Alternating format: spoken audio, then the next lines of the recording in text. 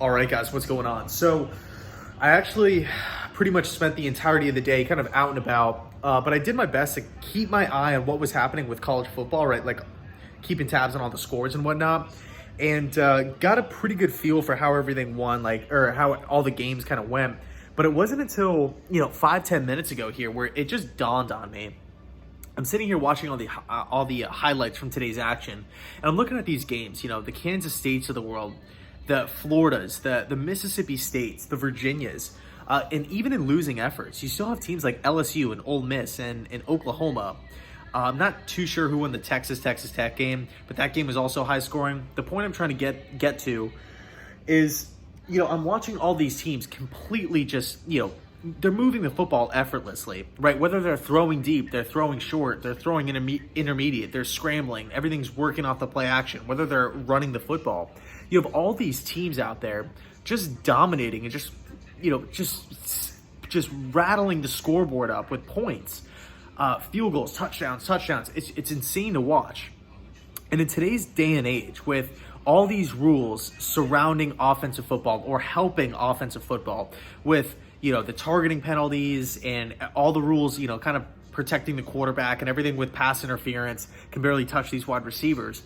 I'm looking at this Jets team, right? And obviously, I'm not comparing the two leagues. I'm just kind of referencing, after witnessing all of these different highlights and everything like that, it's almost become, to watch these teams pick up not only just TDs, but first downs. To me, it just looks foreign, right? After watching the New York Jets, like this Jets team, this Jets offense is so bad. The play calling, the injuries, the decision making, it's just, in over a year of the Adam Gase era for the New York Jets, I can really only think back to one play that stands out where it was a good play call, everything was executed, Darnold threw a nice pass, and Robbie Anderson ran a great route and took it to the house. It was on, I think it was a 4:30 start. It was Dallas at New York Jets. Jets won the game. I think it was Sam Darnold's first game back from mono. And he ripped this 93-yard pass, and that's the only play, right? It was an amazing play, but to have this offensive brilliant genius, or this guru as head coach, expected to turn Sam Darnold around, turn this offense around, and finally, pump some life into this Jets offense, because let's be honest, the Jets offense has been pretty much lifeless for years. Literally, I would say until 5 years ago, that was the last time the Jets were actually a solid offensive team with Fitzmagic and Brandon Marshall and Eric Decker. But the point I'm trying to get to, or really the question I want to ask you guys, when would you fire Adam Gase? Because me personally, I never like to hire, and I know this topic is getting, a little redundant, but this is what's going on.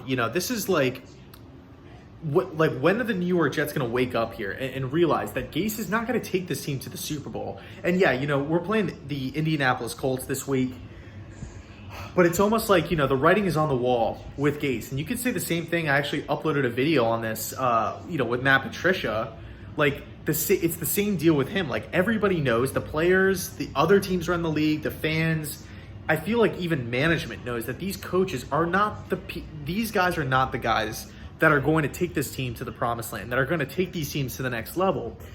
So I'm wondering, because I've made up my mind, and I made it up a long time ago, and I'm, don't get me wrong, I'm totally in favor. I actually prefer, as South Carolina actually scored a really nice TD. They had a really solid opening drive, but I'm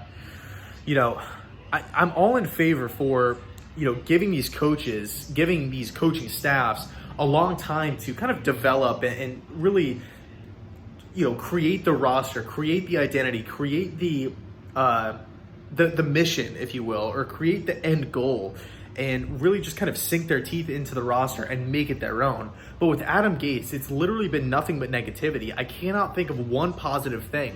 And I know some people out there are hanging their hat on the overall record, last year, which was 7-9, which, I guess it's better, right? It's I guess it's a step in the right direction as far as wins and losses go.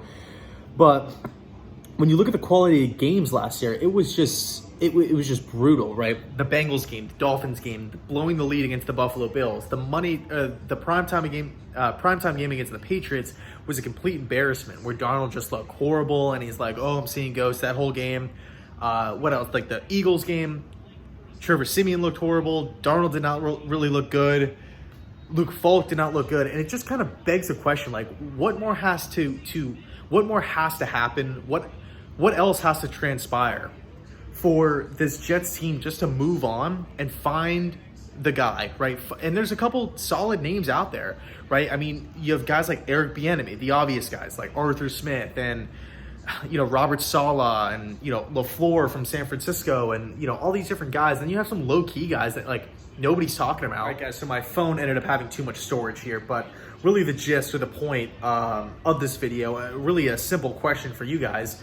When would you move on from Adam Gase? When would you relieve Gase of his duties? Because in my mind, I've made up my mind. It's been made up. I'm done with it. I think the writing's on the wall. That's just my opinion here, and I know a lot of Jets fans feel the same way. But I have seen a couple people, say, hey, like, why fire a coach this early into his tenure? But like I said before, especially after going like 7-9 and stuff like that. But I've seen enough. This offensive football is so bad. It's worse than Jeremy Bates. It's worse than Chan Gailey back in 2016. It's worse than John Morton. And the crazy thing is, outside of Shane Gailey, I mean, when you look at the John Morton teams or the Jeremy Bates teams, I mean, they had less talent and they were putting up better numbers. Especially with Jeremy Bates, like rookie Sam Darnold comes in, no Le'Veon Bell, no Jamison Crowder, and it's like worse offensive line, and it's like we were still better back then, and offense was the main issue back then. So I'll leave it there. Just posing that question to you guys: when would you be done with it? Because and again, we have that game tomorrow against the Colts, and hey, we might win by 40. Who knows? That's football for you. But in my head, whatever happens tomorrow, I'm pretty much set on by the end of this year, this is Gase's last year. That's my personal thought process on the matter, and I'll leave it there. So thanks so much for watching. Let me know your thoughts down below in the comment section, and as always, go Jets.